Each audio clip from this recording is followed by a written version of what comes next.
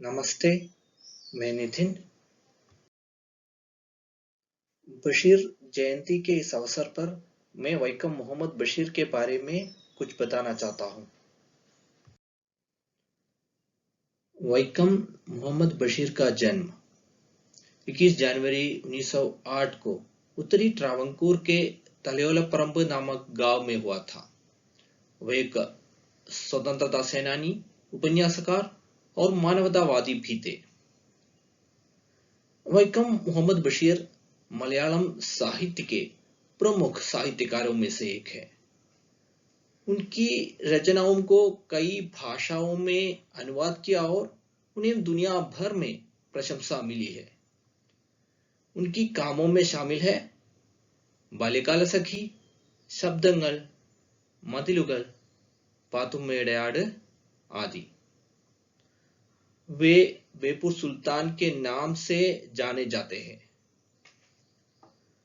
बशीर ने मलयालम साहित्य विधा को एक नई दिशा प्रदान की। एक बार बशीर अपने जीवन के बारे में किसी पत्रिका के संवाददाता से इसी प्रकार कहा था।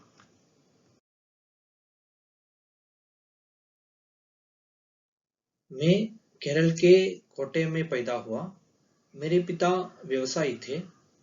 स्कूल में ही मैं महात्मा गांधी के प्रभाव में आ गया और कत्थर पहनने लगा। जब वैकम में गांधी जी सत्याग्रह के लिए आए थे, तब मैंने उनकी कार के पास पहुंचकर उनका हाथ पकड़ा था।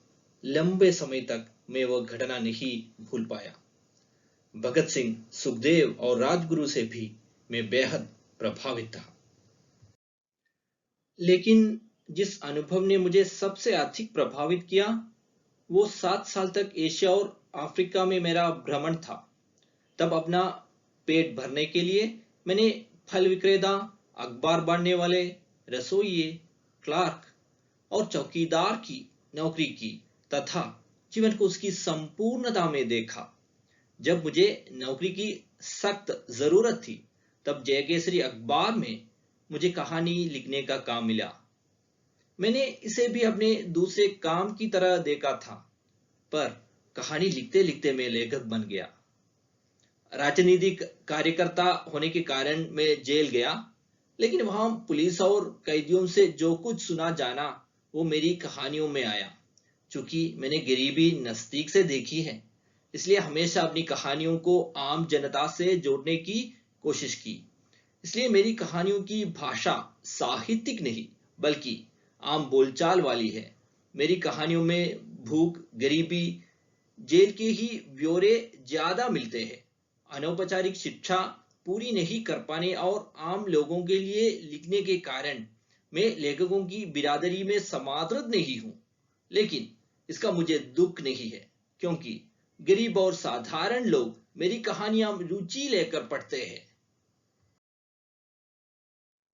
बशीर ने मलयालम साहित्य को न केवल पुनर्जागृत किया, पुनर्जीवित किया, बल्कि उसे मलयालम साहित्य में निश्चित और सुदृढ़ स्थान भी दिलवाया।